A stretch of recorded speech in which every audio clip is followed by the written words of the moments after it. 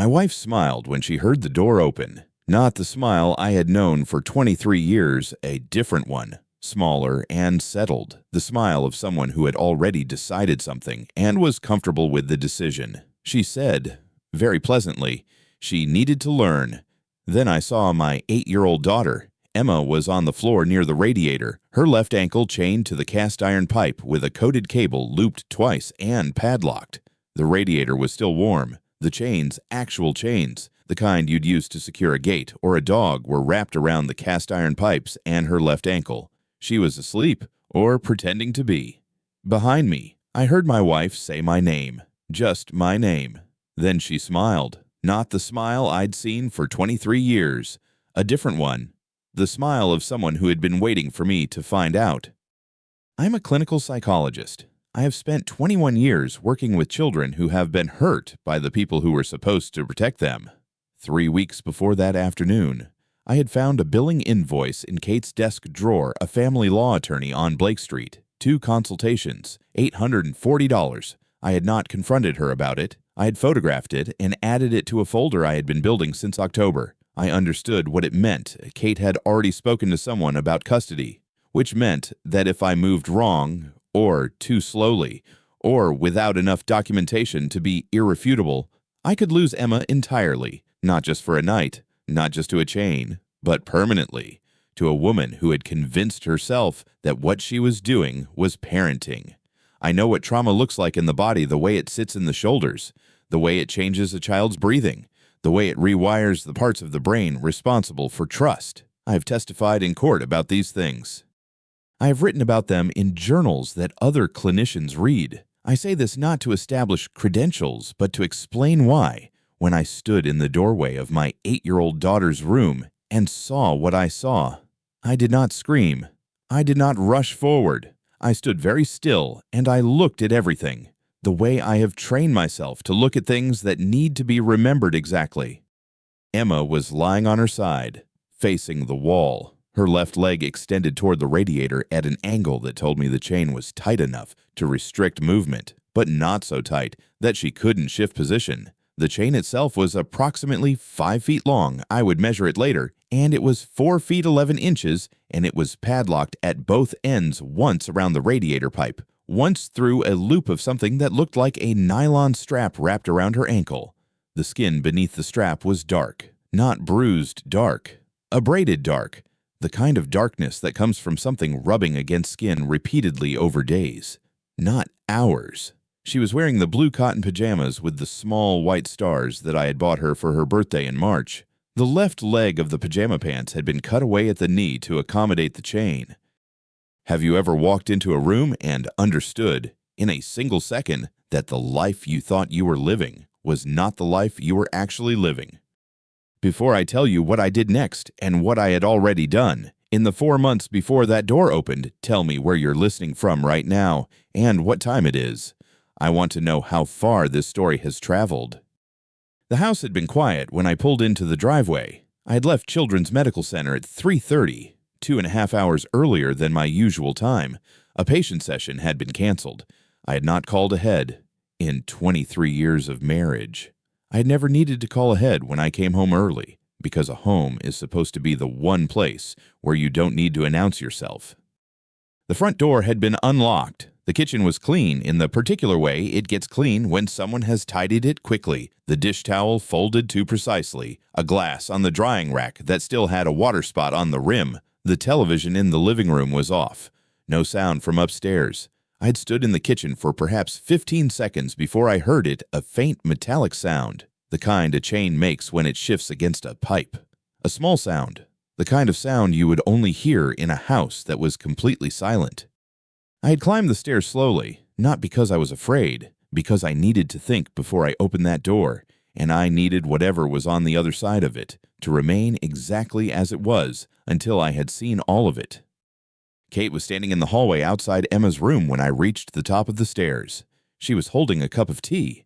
She was wearing the gray cardigan she wore on weekends, the one with the small wooden buttons. She looked at me with an expression I can only describe as composed, the specific composure of someone who has already decided what they are going to say and is waiting for their cue. She said my name. Julian. That was all. Then the smile. Before that afternoon, I would have told you that I knew my wife's face completely. 23 years of a face the way it looks at 7 in the morning. The way it looks when she is reading something that interests her. The way it looks when she is angry but trying not to show it.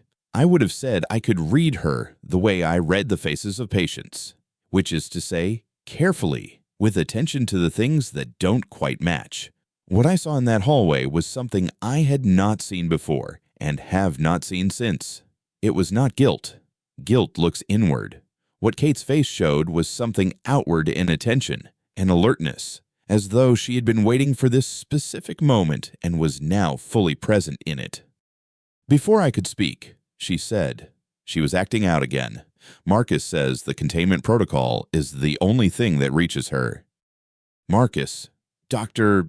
Marcus Webb, child psychiatrist, Kate's colleague at the private practice on Larimer Street, the man whose name had been appearing in our lives with increasing frequency over the past 8 months in ways I had been noting but not yet addressed.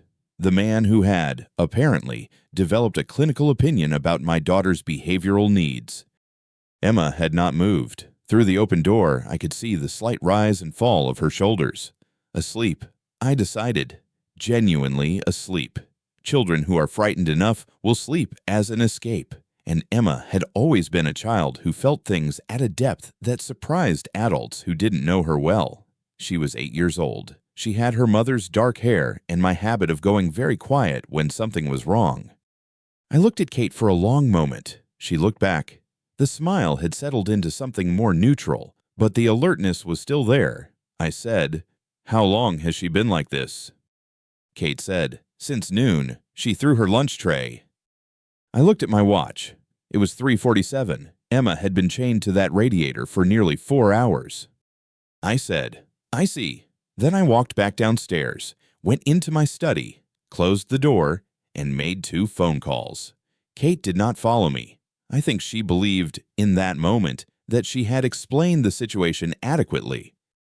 She had not explained anything. She had only confirmed what I had begun to suspect 3 months earlier, when Emma stopped asking me to read to her at bedtime, a thing she had done every night since she was 4, and started sleeping with the light on. Kate was still standing in the doorway of Emma's room when I came back upstairs to say good night. She had changed into the cream-colored cardigan she wore when she wanted to look composed. Her voice, when she spoke, was the voice she used at dinner parties, measured, pleasant, the voice of a woman explaining something obvious to someone slow. "She needs to learn how to listen," Kate said, not to me specifically, not to Emma, to the room, the way you'd note that a window needed resealing. That's all this is. My heart rate was 72 beats per minute. I knew this because I had checked my pulse on the banister coming up the stairs, a habit from my residency, a way of measuring how calm I actually was versus how calm I was performing. 72. Resting rate. I had also heard that sentence before, not in person, but through a small digital recorder I kept in the drawer of my desk. Kate had said the same words, nearly identical, on a Tuesday afternoon 6 weeks earlier, while standing in the kitchen and talking on the phone to a number I had looked up afterward. I said, "Of course." I kissed Emma on the forehead. She was asleep, or pretending to be. Her left hand was curled near her chin, and there was a faint red mark on her wrist where the chain had been. I straightened her blanket and turned off the overhead light, leaving only the small lamp on the nightstand, the one she'd asked me to leave on every night for the past 8 weeks. Before all of this, before the chain and the lamp left burning through the night, there was a period when I thought I was misreading things. 4 months ago, in late October, Emma's 3rd grade teacher sent a note home saying that Emma had been turning in incomplete homework for 3 consecutive weeks. That was unusual. Emma was meticulous about her schoolwork. She kept a color-coded planner that she'd made herself, and she checked items off with a red pen. The incomplete assignments were not a discipline problem. They were a signal. I sat with Emma at the kitchen table on a Saturday morning and asked her about it.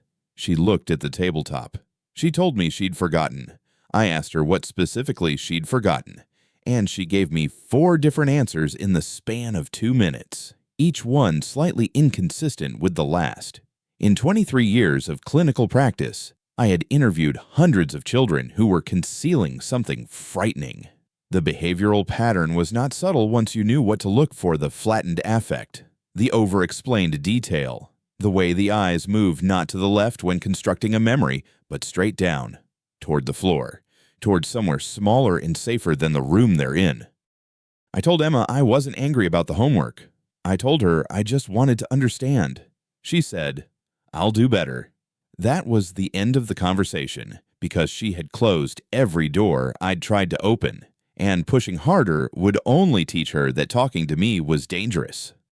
That evening, I told Kate I thought Emma should see a therapist, not because of the homework, I said, but because she seemed to be carrying something she didn't know how to put down.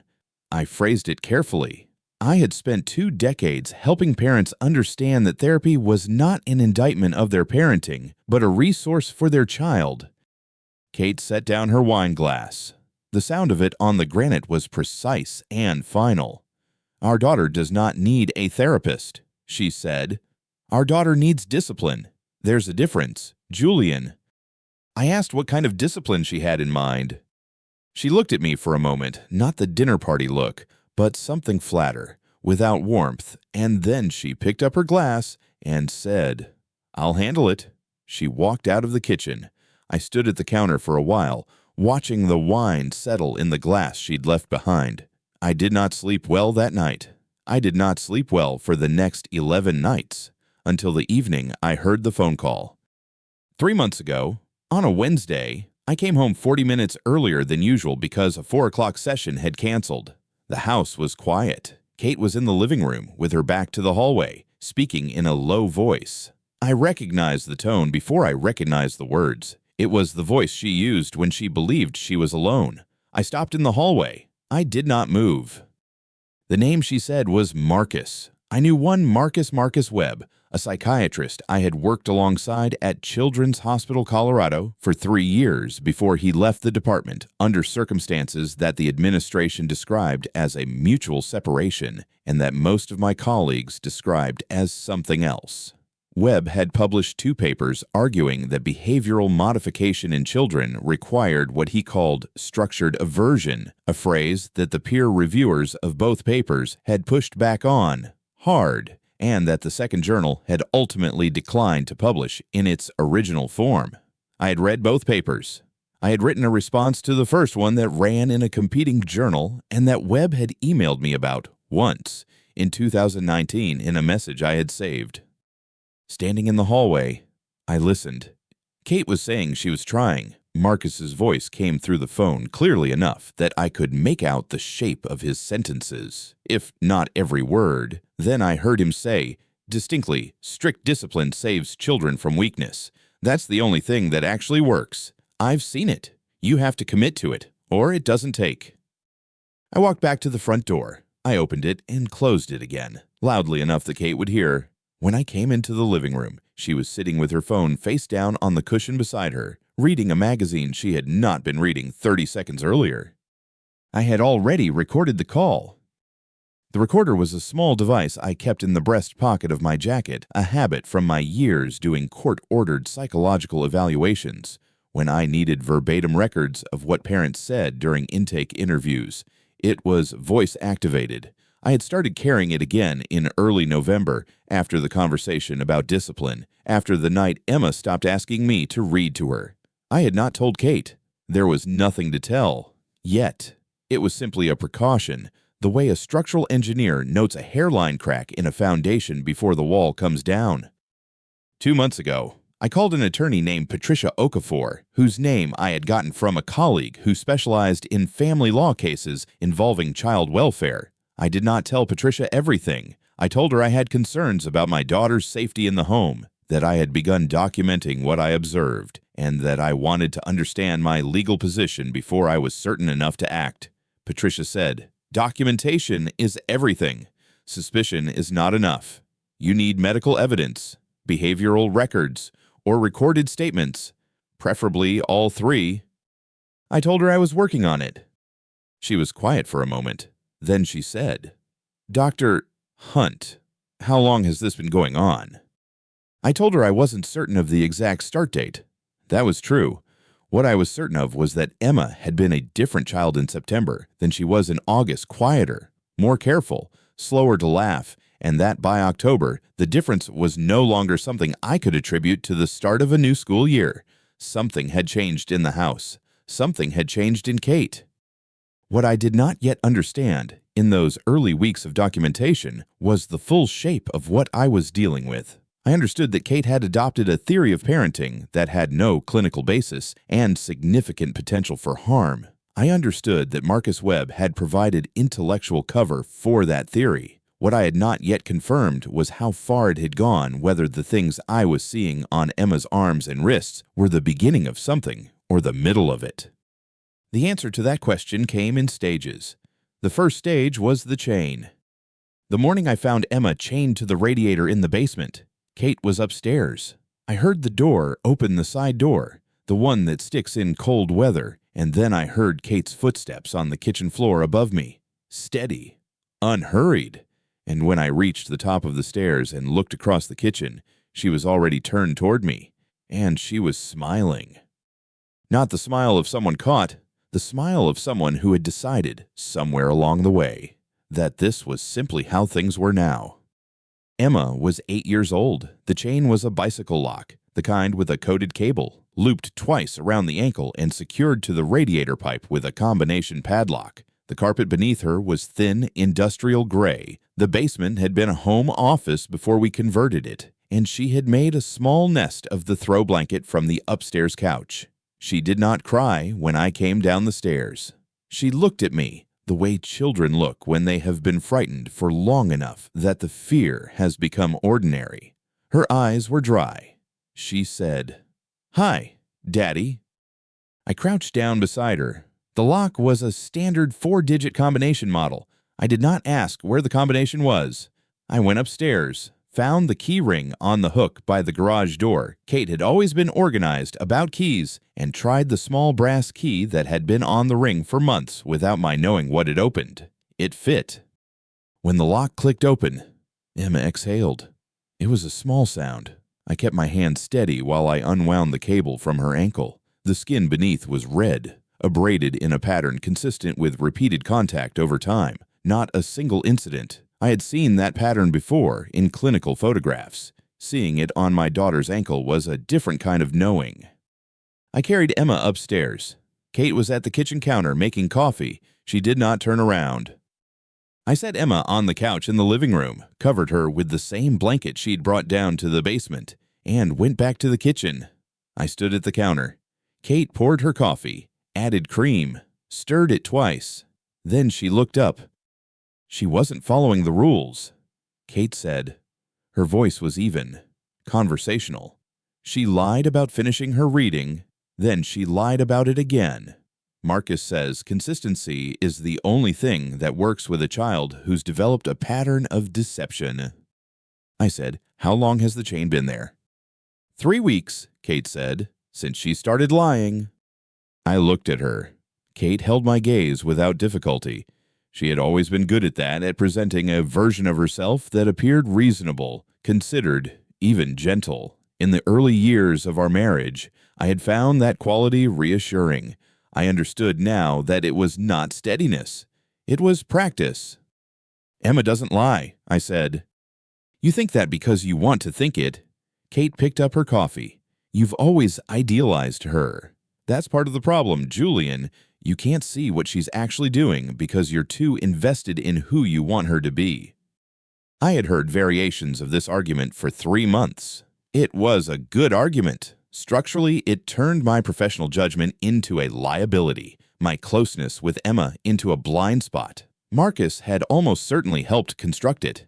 I recognized the framework. I had written about similar frameworks in a paper on parental alienation dynamics, published in 2019. Seeing it deployed in my own kitchen, by my own wife, was a particular kind of instruction. I said, "I check Emma's reading assignments every evening.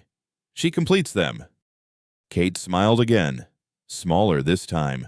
"Then she's lying to you too," she said, and carried her coffee to the living room.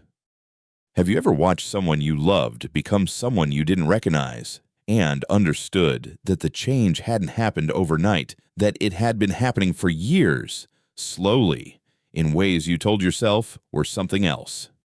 I sat at the kitchen table for 7 minutes. I know it was 7 minutes because I checked my phone when I sat down and again when I stood up.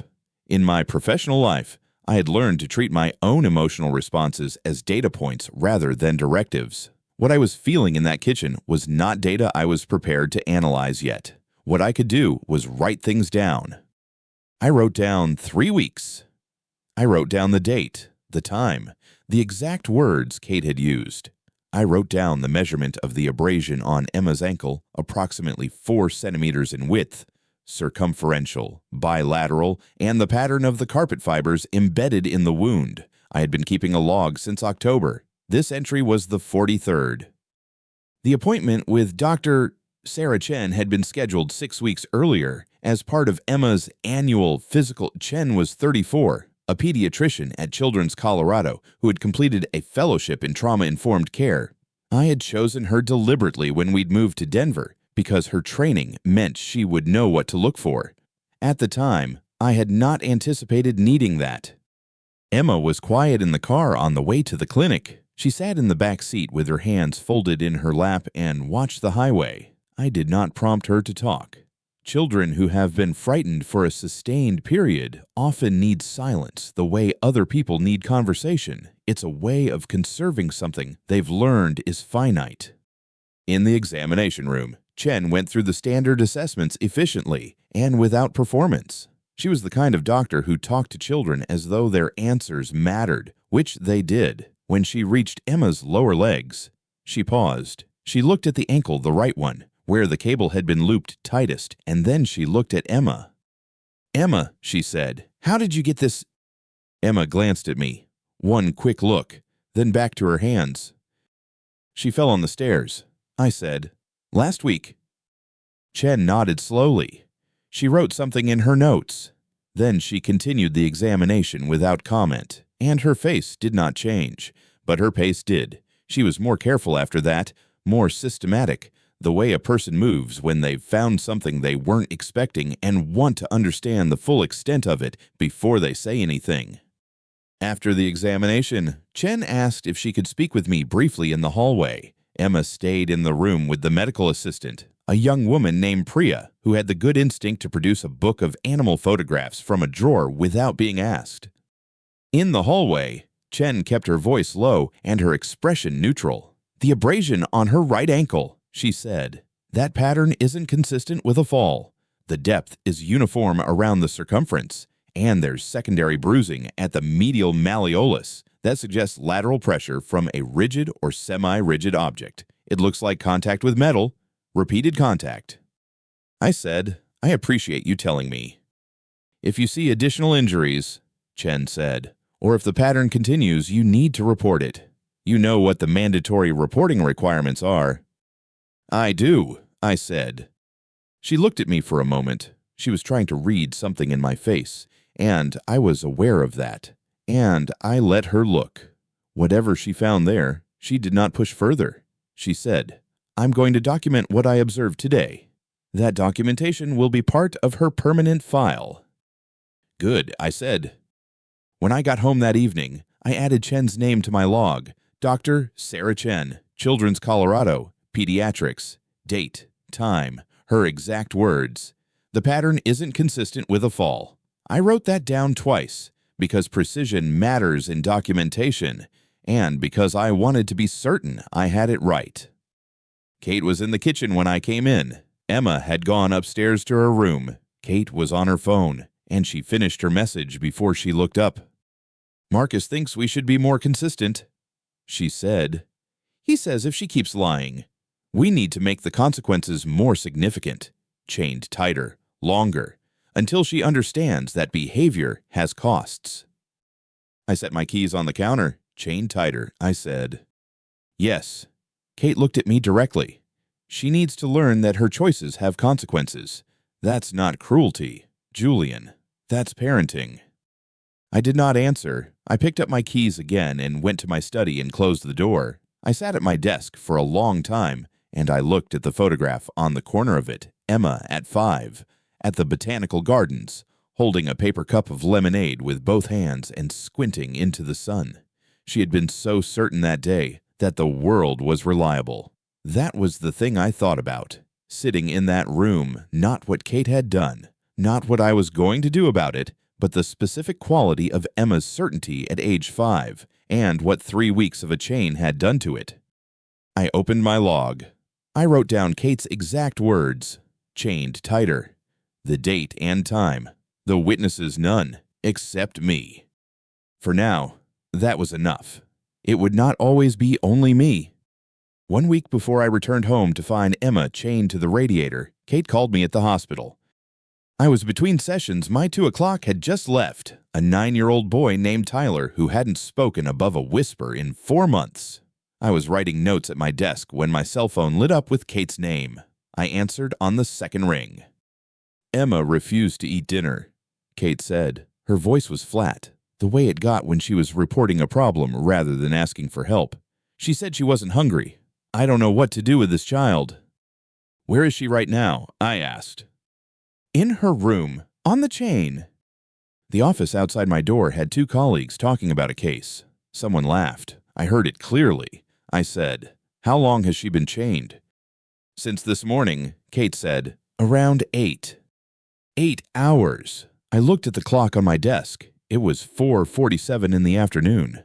I did the arithmetic without meaning to the way you do when a number arrives and your mind processes it before you've decided whether you want to know. "I'll be home by 6, I said. Kate said, "Fine." She hung up. My phone was already recording when she called. I had set it to record every incoming call from her number 11 days earlier, the morning after I found the bruise on Emma's left shoulder, and Kate explained it as a door frame. I had said nothing to Kate about the recording. I said nothing about it now. I set the phone face down on my desk and sat for a moment looking at the wall. 8 hours.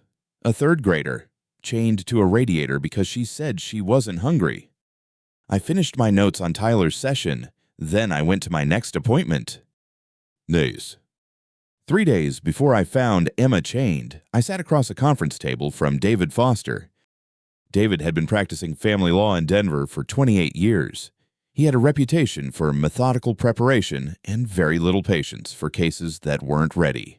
I had called him 4 days earlier and told him only that I needed to discuss a custody matter involving a minor child. He had fit me in on a Tuesday morning before his first court appearance. I set my phone on the table and played him the recording of Kate's call. He listened without expression. When it finished, he picked up his pen and wrote something on his legal pad. "You need documentation that establishes a pattern," he said. "Not a single incident. Courts distinguish between harsh discipline and abuse, and the other side will argue the former. What else do you have?" Photographs of the restraint mechanism, photographs of bruising on her left shoulder, her right wrist, and her lower back, with dates. I set a folder on the table, a written log, dates, times, Kate's exact words, physical observations, 31 entries over 6 weeks. I set a second folder on top of the first. And Dr. Sarah Chen at Children's Colorado examined Emma 3 days ago. She documented the injuries formally. She's prepared to testify. David looked at the 2 folders. Then he looked at me. "You're a clinical psychologist," he said. "Yes." "Specializing in pediatric trauma." "For 14 years. He was quiet for a moment. "So, you know exactly what you're documenting." "I know what I'm looking at," I said. "Yes." He opened the first folder and began reading. He read for several minutes. I waited. Outside the window, a delivery truck was backing up on Colfax, and the beeping came through faintly. David closed the folder. "We can file for an emergency protective order and temporary sole custody simultaneously," he said. "Given the documentation, I think we can move quickly. But I want to be clear with you, once we file, this becomes a criminal matter as well. The recordings, the medical documentation, the log, all of it goes to law enforcement." "I know," I said. "Is that what you want?" I thought about the answer for exactly as long as it deserved, which was not long at all. What I want is for Emma to be safe. I said, whatever process accomplishes, that is the process I want. David nodded once. Then we're ready, he said. I have all of it. I had told him on the phone 4 days earlier, sitting at that table, watching him close the second folder. I understood that he now believed me. Oh, 2 days before I came home early, I drove to the District 3 station on West 38th and asked for Detective James Morrison. Morrison had been with Denver PD for 15 years, the last 6 in the Crimes Against Children unit. He was a compact man with a careful way of listening. He didn't write while you talked. He waited until you finished, and then wrote. I had learned that in the first 3 minutes. I told him I wanted to report ongoing child abuse. I told him I had documentation. I gave him David Foster's name and told him my attorney had a complete copy of everything I was prepared to submit. Morrison said, "Can you come in tomorrow to file formally? I want to have my supervisor present." "I'll be here at 9, I said. He looked at me for a moment. "Mr. Hunt, Dr. Hunt, how long has this been going on?" 6 weeks that I've documented, I said. "Possibly longer before I started keeping records." He wrote something. "And the child is currently in the home." "Yes." "With the individual you're reporting?" "Yes." He set his pen down. "We'll move as quickly as we can," he said. "Once you file tomorrow, I want you to understand that we may need to act within 24 to 48 hours. "I understand," I said. "I'm counting on it." Hey. This morning, I told Kate I needed to be at the hospital earlier than usual. A case review, I said. She was standing at the kitchen counter with her coffee, and she looked at me the way she sometimes did, assessing, measuring, and then she looked away. "Fine," she said. "Emma will be quiet today." I picked up my briefcase. "Good," I said. Quiet. I knew what Kate meant by quiet. I had known for 6 weeks what she meant by it, had written the word in my log 7 times with the specific context each time, had watched Emma learn the particular stillness of a child who has been trained not to attract attention. I walked to my car. The temperature was 31 degrees, and the sky over the Rockies was the flat gray that comes before snow. I sat in the driver's seat for a moment before starting the engine. Tomorrow, Morrison had said, 24 to 48 hours. I started the car and drove toward the hospital, and I did not look back at the house. The garage door was open when I pulled into the driveway at 3:28 that afternoon. Kate's Volvo sat in its usual spot. The house was quiet in the way that houses are quiet when something wrong has been happening inside them for a long time. Not peaceful, but held. I went in through the side door. The kitchen smelled like coffee that had been sitting since morning. A single mug on the counter, lipstick on the rim, on the table, a magazine open to a page about interior design, a photograph of a white bedroom with clean lines and no clutter. I noted the time on the microwave clock, 3:29. I set my briefcase on the floor beside the table and walked down the hallway toward Emma's room. The door was closed. I opened it without knocking. Emma was on the floor near the radiator, lying on her side with her knees pulled up. Her eyes were closed. The chain ran from the radiator pipe to the cuff around her left ankle. I had measured that chain 11 days ago at 1.5 meters. I crouched down and looked at it without touching it. The links were the same, but the attachment point had changed. Someone had shortened it. I took my phone from my pocket and measured the distance from the cuff to the pipe using the ruler application I had downloaded 3 weeks ago for exactly this purpose. 0.9 meters. The chain was shorter. The skin beneath the cuff was dark purple at the edges, the center a deep, bruised red.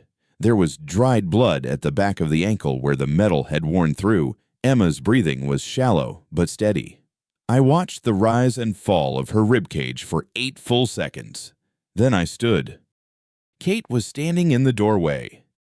She was leaning against the frame with her arms crossed, and she was smiling. Not the smile she used at the hospital fundraiser or at Emma's school conferences. This one was smaller and settled. The smile of someone who has decided something and is comfortable with the decision. "She needs to learn how to listen," Kate said. I looked at Emma. What did she eat today? She wasn't hungry. What did she drink? Kate said nothing. I had asked the question because I needed to hear the silence. In 22 years of clinical practice, I have learned that silence is not neutral. It has texture, weight, specific gravity. Kate's silence in that moment had the particular quality of someone who considers the question irrelevant. She didn't drink water. I already knew, but I needed Kate to confirm it in the way she just had. With that silence, in that room, at 3:31 in the afternoon. "I'm calling the police," I said. Kate laughed. It was a short sound, more breath than voice. "No one will believe you," she said. "This is family discipline. It's a private matter. You have no standing to interfere in how I parent my own child." I looked at her for a moment. She was wearing the blue cashmere sweater she had bought in Aspen 2 winters ago, the one Emma had once said made her look like a movie star. I thought about that. Then I looked back at Emma. "I'm going to call Dr. Chen," I said. "She'll describe what she observed." "Sarah Chen won't do anything. She doesn't have evidence. One appointment, one set of notes, that's not a case. She has the wounds on Emma's ankle, documented, photographed, dated." "One wound," Kate said. "Children fall, children scrape themselves. That is not evidence of anything." "I have everything recorded. The audio files on my phone, backed up to a secure server Morrison had helped me access through a contact at the department. 41 days of documentation. Kate's voice, in this house, saying things that no judge would need me to explain. I did not say any of this. I looked at the chain where it met the radiator pipe, at the new attachment point, at the shortened length, and I said nothing.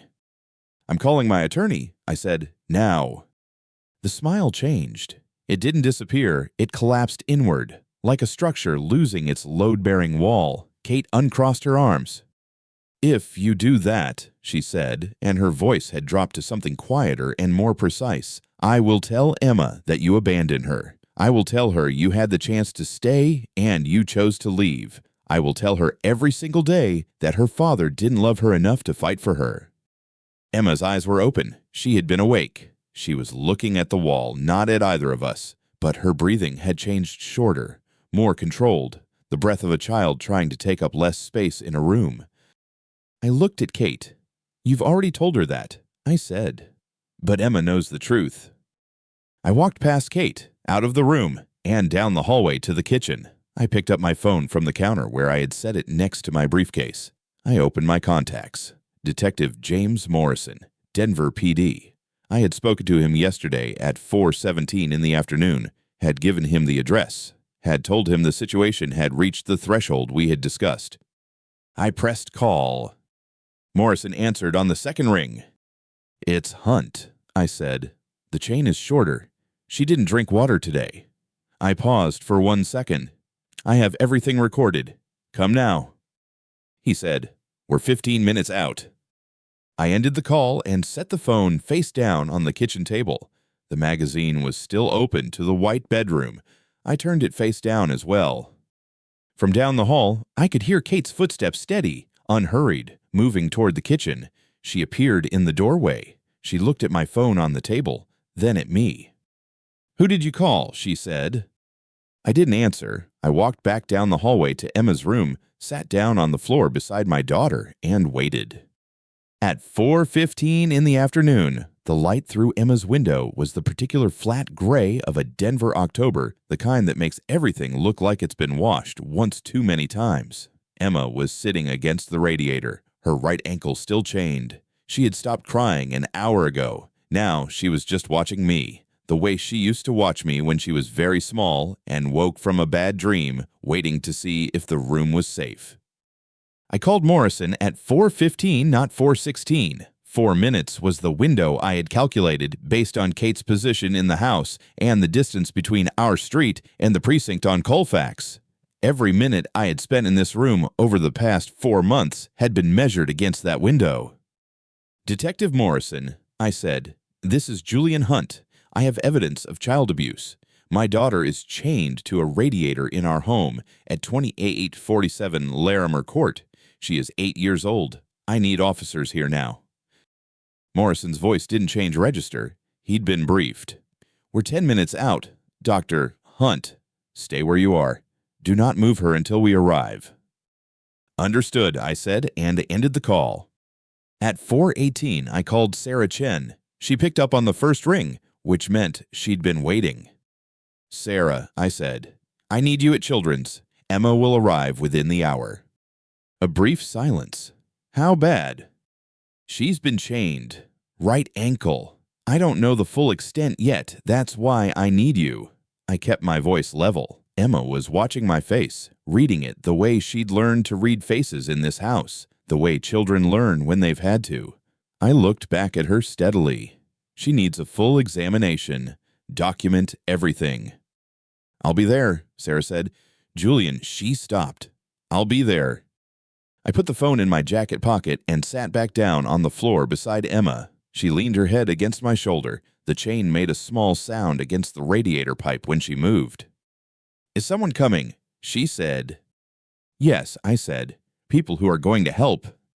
She didn't ask anything else. She just stayed very still, her head against my shoulder, and we waited together in the flat gray light. The first car arrived at 4:27. I know because I looked at my watch, a habit from 22 years of 50-minute clinical hours.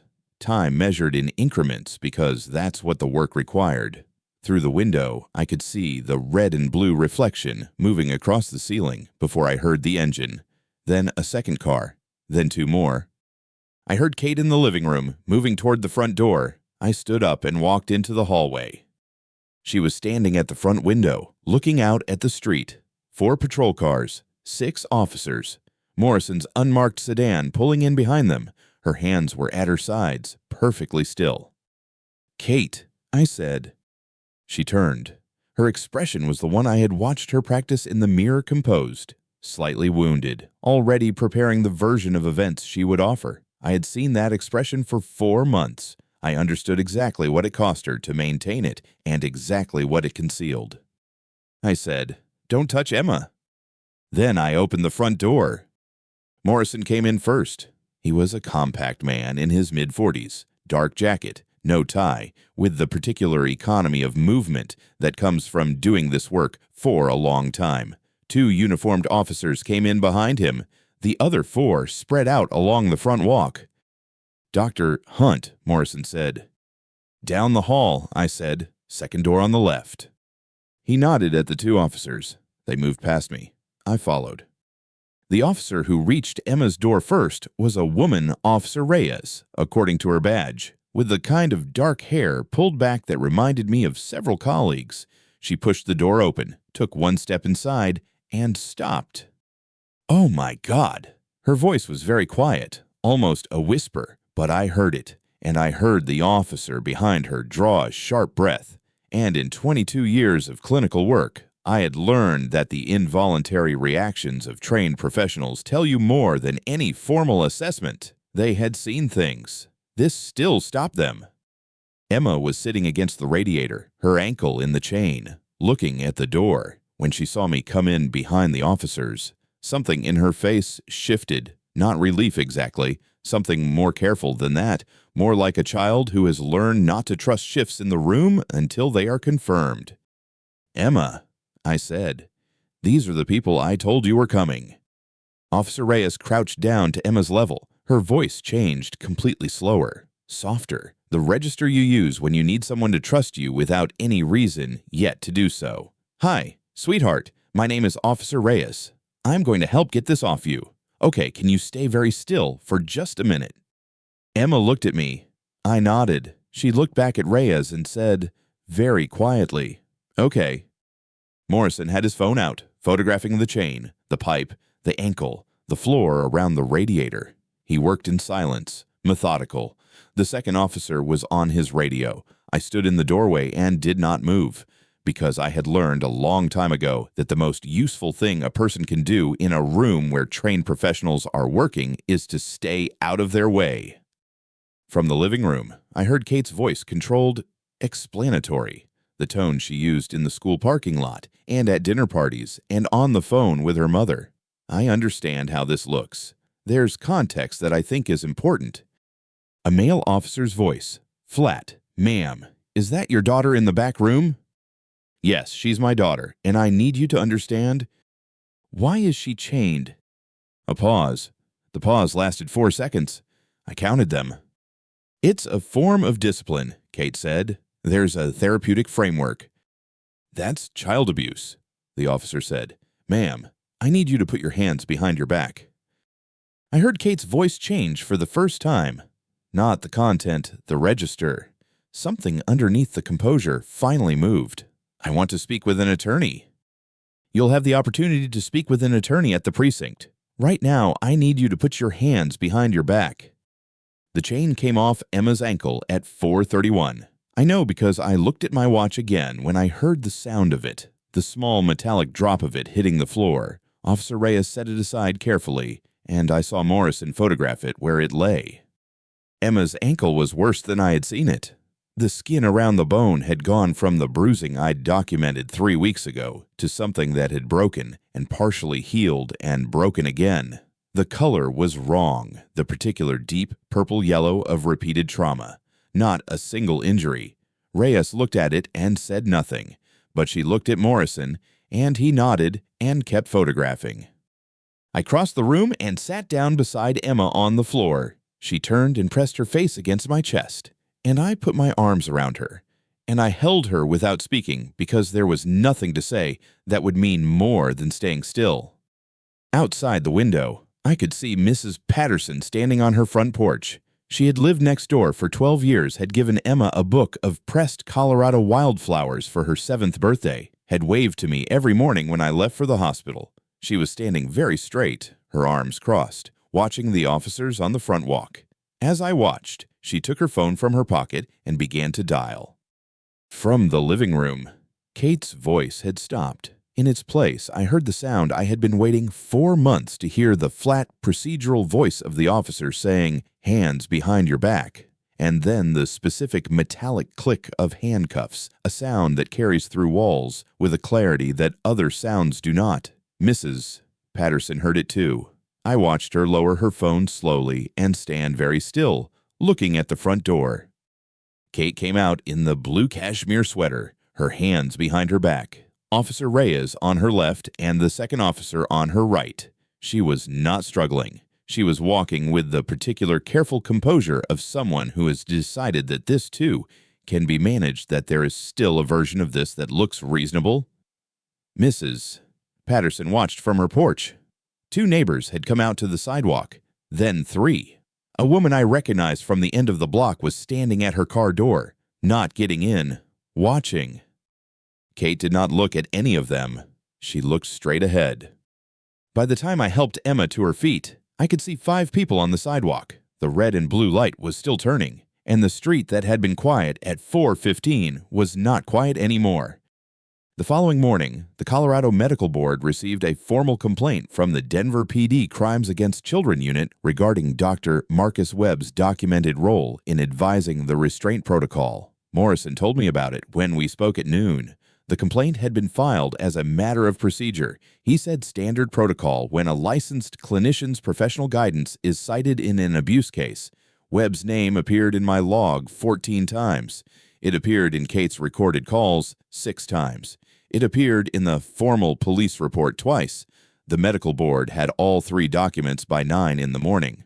Morrison said Webb's office manager at the Larimer Street practice had called the board herself before the complaint arrived to say that Dr. Webb would be taking an indefinite leave of absence. Morrison said that was the first time in 15 years he had seen that happen before a complaint was even processed. Sarah Chen was waiting at Children's when we arrived at 4:47. She was standing at the ambulance bay in her white coat, not the emergency attending on duty, but there by choice, which told the nurses and residents around her everything they needed to know about what was coming. When Emma came through the doors on the gurney, she could walk, but Morrison had insisted on the gurney for the documentation. Sarah stepped forward and took Emma's hand. "Hi, Emma," she said. "I've been waiting for you. We're going to take really good care of you tonight." Emma looked up at her. "My dad called you." "He did," Sarah said. He called me to make sure I'd be here." She met my eyes over Emma's head. I saw her register the ankle, the way Emma held herself, the particular careful stillness of a child who has learned to make herself small. Sarah had been practicing pediatric medicine for 14 years. She had seen what I had described to her over the phone, and she had understood it. But seeing it was different. I watched her understand the difference. She turned to the two officers who had accompanied us from the house and said, in a voice that carried exactly as far as she intended it to, "I examined this child 7 days ago for an unrelated complaint. She had a mark on her right ankle that I documented as a possible abrasion from a metal object. I noted it in her chart and discussed it with her father." She paused. "Now I understand what caused it." One of the officers wrote something in his notebook. The other one looked at me. Morrison was standing to my left. He had followed us to the hospital, which I had not asked him to do, but had expected. He was a thorough man. "Dr. Hunt," he said quietly, "you mentioned recordings." "Yes," I said, "audio. 41 separate files and 4 months of documentation." I reached into my jacket and removed the drive, a small black rectangle. Nothing remarkable. The kind of thing you could hold in a closed fist. "Chain of custody begins now. I have copies with my attorney." Morrison took it. He looked at it for a moment, then at me. "You prepared for 4 months," he said. "I prepared for 4 months," I said, "because she is 8 years old and she trusted me to get it right." Morrison put the drive in an evidence bag and sealed it. Through the window of the treatment room, I could see Sarah beginning her examination, gentle, methodical, talking to Emma the entire time in the low, steady voice of someone who knows that how you do something matters as much as what you do. Emma was answering her. Her voice was very small, but she was answering. Morrison said, "We're going to need your formal statement tonight." "I know," I said. "I'll be here." He nodded and walked back toward the ambulance bay. I stood at the window and watched my daughter answer Sarah Chen's questions, and I thought about the 41 files on that drive, every recorded word, every date, every timestamp, and I thought about the 4 minutes I had calculated between my phone call and the window closing, and I thought about how the most important thing I had ever learned in 22 years of clinical work was that preparation is not the same as coldness. It just looks that way from the outside. Sarah Chen finished the examination at 9:47 in the evening. I know the exact time because she wrote it at the top of the report before she handed me the carbon copy. And I have looked at that timestamp more than I have looked at almost anything else in the weeks since. She had been methodical and quiet throughout, the way good physicians are when the findings are not in question. Emma had fallen asleep during the last part of the examination, her breathing slow and even, one hand curled near her chin. Chen set down her pen and spoke in a voice that didn't carry past the two of us. "The laceration on the right ankle is consistent with prolonged restraint by a metal chain, depth approximately 0.5 centimeter, length 8 centimeters. The bruising on her lower back and left shoulder blade is consistent with repeated impact from a blunt object, a belt, or a similar implement. The cuts on her right palm and 3 fingers are consistent with attempts to pull against a fixed restraint." She paused. The injuries were clear. There was no ambiguity in what I was documenting. I said, "Thank you." Chen looked at me for a moment. "I saw Emma 6 weeks ago for a routine checkup. She was thin. She flinched when I reached for her arm. She folded the report along its crease. I should have reported it then. I'm sorry." I didn't answer immediately. In 22 years of sitting across from people in the worst moments of their lives, I had learned that an apology offered in genuine pain doesn't need a response, it needs to be received. I received it. "Write the formal report," I said. "That's what matters now." She nodded and went back to her desk. I sat in the chair beside Emma's bed and did not move for a long time. At the 6th District Station, Detective Morrison ran the interview room the way I would have expected him to, methodical, unhurried, the kind of patience that comes from doing the same work for a long time. Kate had been brought in at 8:15. By the time Morrison called me with an update at 10:30, the first interview had already concluded. He told me what she had said. that it was discipline, that she was the mother, that she had the right. Morrison said she used the word right 4 times in 40 minutes. I said, I know. Morrison called me at 9:15 and said he needed me at the 6th District, not for my formal statement that could wait, for something else. I drove there in 20 minutes. He met me in the hallway outside interview room 2 and spoke quietly. I want you in the observation room, he said. You don't have to be, but I think you should see this. The observation room was small, 4 chairs, a one-way window, a speaker mounted in the corner. Kate was already seated at the table on the other side of the glass. Her attorney, Sandra Mills, beside her. Kate was wearing the blue cashmere sweater. Her posture was the same one I had watched her maintain for 4 months, composed, slightly wounded, already preparing. Morrison entered the interview room and set a small recorder on the table between them. He said, Mrs. Hunt, I'd like you to listen to something. He pressed play. Kate's own voice came through the speaker. She needs to learn to obey. A pause. Chain it tighter, until she understands that behavior has costs. I watched her face through the glass. For the first 3 seconds, nothing changed. The composure held, the way a structure holds before the load-bearing wall gives. Then something shifted, not dramatically, not the way it happens in films. It was smaller than that, a tightening around the eyes, a slight parting of the lips, the particular expression of a person hearing something in their own voice that they had not understood they were saying. Mills put her hand flat on the table. Kate looked at her. Mills said nothing. Morrison said, That's your voice, Mrs. Hunt. Kate said, I want to speak with my attorney privately. Of course, Morrison said.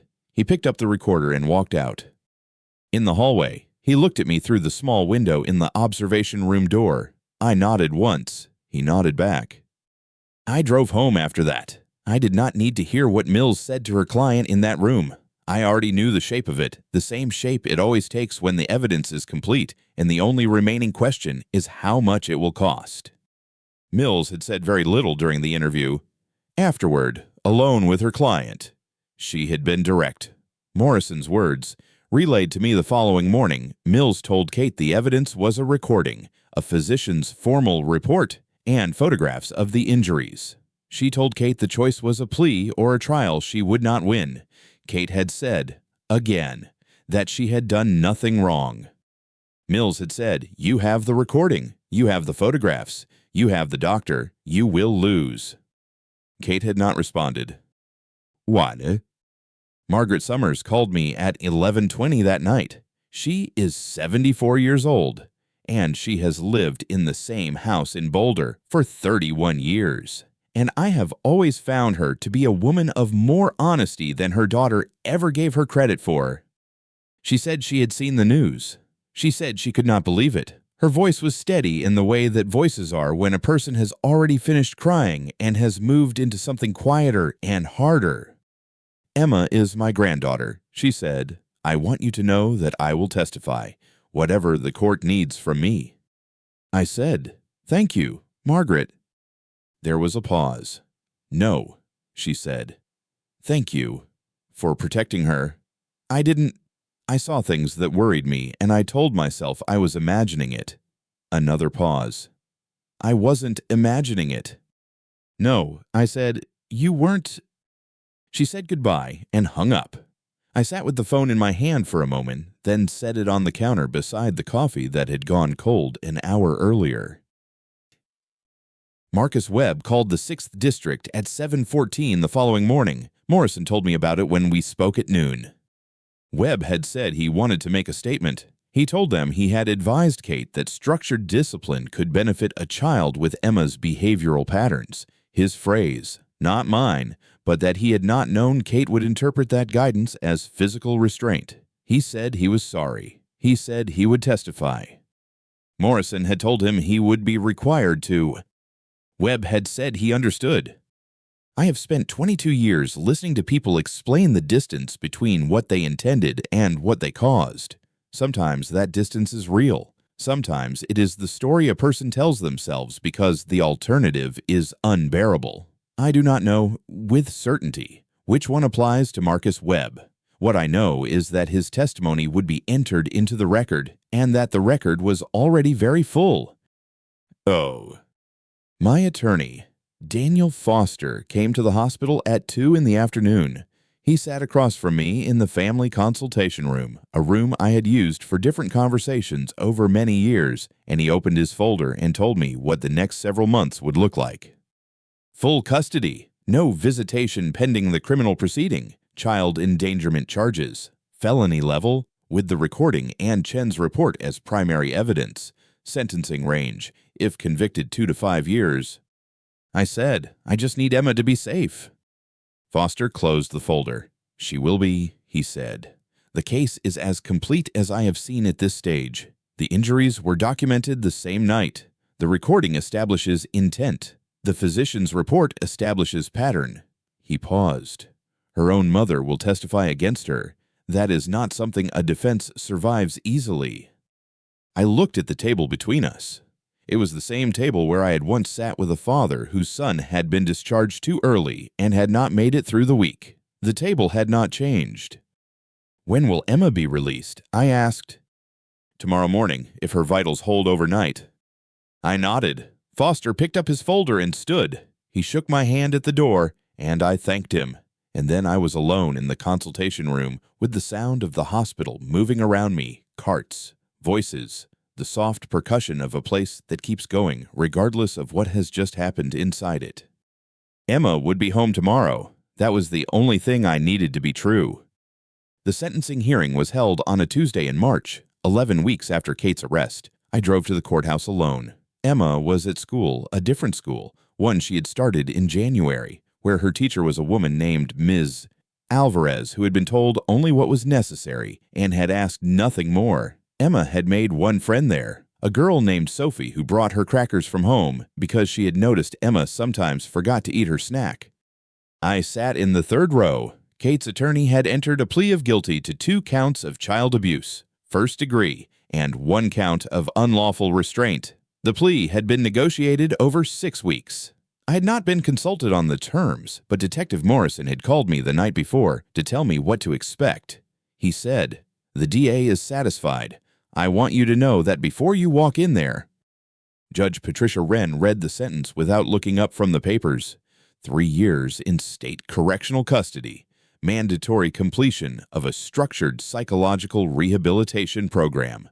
Permanent revocation of parental rights to Emma Louise Hunt. $50,000 in restitution to be held in trust for Emma's care and treatment until her 18th birthday. Registration as a convicted child abuser under Colorado state law, with all associated restrictions. Kate stood very still while the sentence was read. She did not look at me. Her attorney placed a hand briefly on her arm when it was over, and she nodded once, slowly, the way a person nods when they have already spent all their arguments. I signed the final custody documents at the clerk's window 40 minutes later. The clerk's name was Raymond. He had been in the room for the entire proceeding and had watched me walk to his window without expression. He stamped the last page, handed me my copy, and said, "Sir, this is your full custody order." I thanked him. I walked to my car and sat for a moment with the documents in my lap. And then I drove to Emma's school to pick her up at 3 o'clock, the same as every day. Full custody. I had prepared for 4 months to make that phrase real, and now it was real. And it was printed on paper in a manila envelope on the passenger seat. And Emma was waiting by the front doors in her yellow jacket with her backpack on both shoulders the way she always wore it. And she climbed into the car and said, "Did you bring the crackers?" And I said yes, and I handed her the bag, and I drove. Dr. Sarah Chen had been seeing Emma every Thursday afternoon since the second week of December. I had chosen her not because of her credentials, though they were considerable, but because of the way she had spoken to Emma in the examination room that first night quietly, without urgency, asking only what Emma was ready to give. Emma had called her the doctor who doesn't rush. By February, Emma was sleeping through most nights. By March, she had stopped checking the locks on her bedroom door before bed. She still sometimes woke at 2 in the morning and came to stand in the doorway of my room, and I would hear her and say, "Come here." And she would climb in beside me and be asleep again within minutes. One Thursday evening in late March, 3 days after the sentencing, I picked Emma up from Dr. Chen's office and we sat in the car before I started the engine. Emma was quiet for a moment. Then she said, "Mom said she loved me." I waited. "But love doesn't feel like that," Emma said. "Does it?" It was not quite a question. I turned to look at her. She was looking at her hands in her lap, turning the strap of her backpack over and over. "No," I said, "love doesn't feel like that." "What does it feel like?" "It feels like being safe," I said. "It feels like someone making sure you're not hurt. It feels like someone staying." Emma was quiet again. Then she said, "You love me." "Yes," I said, "I love you." She nodded, as though confirming something she had already known but needed to hear in plain language. I started the car. Mrs. Patterson called on a Saturday morning in April. She lived 3 houses down and had been the one to call Detective Morrison the night of the arrest, not because she had seen anything through the window, but because she had heard Emma crying in the yard the previous week and had written down the date and time in a small notebook. And when the police car arrived, she had brought the notebook out to them without being asked.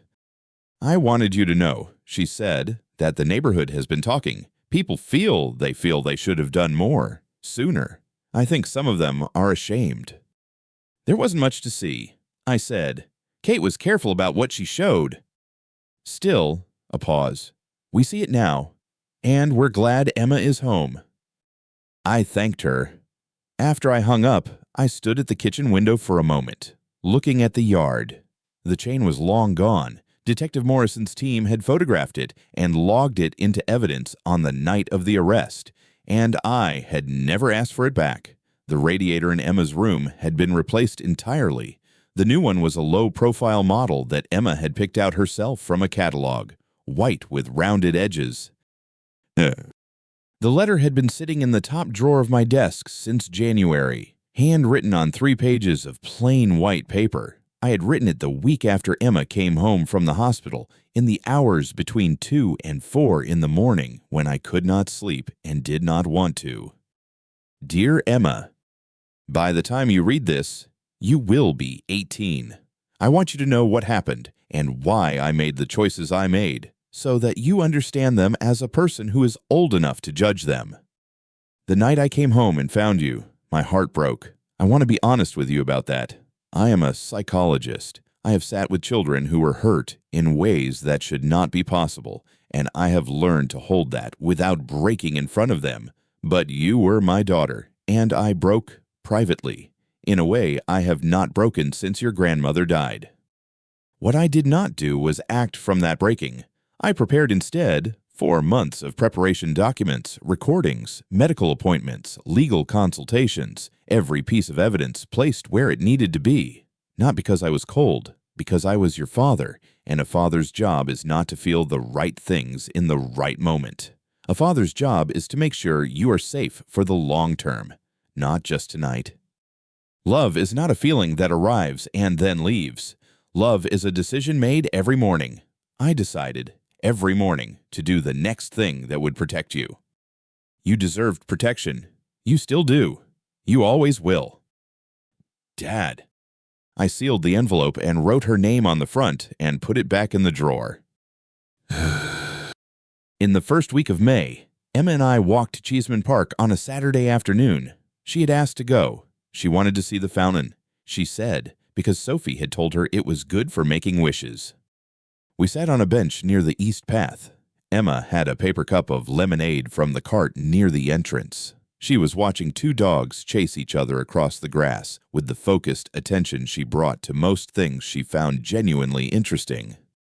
"Dad," she said without turning, "why did Mom do it?" I had known this question was coming. Dr. Chen and I had spoken about it twice. There is no answer that does not damage something. She had said, there is only the answer that damages least. Your mom got sick in a way that made it hard for her to know how to love you. I said, it wasn't your fault. It was never your fault. Emma considered this. Did she know she was sick? I don't think she understood how sick. Will she get better? I hope she gets the help she needs, I said. That's the honest answer. Emma turned back to the dogs. One of them had found a stick. You won't ever do that to me, she said. No, I said, I won't. Because you love me. Because I love you, I said. And because loving you means keeping you safe. Those two things are the same thing. Emma finished her lemonade and set the cup carefully on the bench beside her. Then she leaned against my arm, and I put my hand on the top of her head. And we sat there in the early May light while the dogs ran and the fountain ran and the city moved around us in its ordinary way. 4 months of silence, 12 hours of evidence, 3 years in prison, and a custody order in a manila envelope, and a letter in a drawer, and a child leaning against my arm in a park on a Saturday. The people closest to us carry the sharpest edges. I knew that before any of this happened. I had known it professionally for 20 years, had said versions of it to parents in my office who were trying to understand why they had not seen it sooner. Knowing it did not make it easier to live inside, but it made it possible to act without waiting for the pain to pass first. Emma sat up and looked at me. Can we come back next Saturday? Yes, I said. She nodded, satisfied, and stood up from the bench and held out her hand. Have you ever had to stay silent about something that was breaking you, not because you had no words, but because you knew the words would cost your child everything?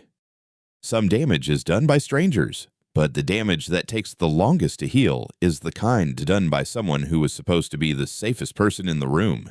The hardest thing I ever did was not calling the police the night I found her. The hardest thing was waiting 4 more months, building something that could not be undone, so that she would never have to be afraid of that room again. A child who is protected once and then abandoned has not been protected. Protection is a practice, not an event. Every Thursday afternoon, every Saturday at the park, every morning when I make the decision again.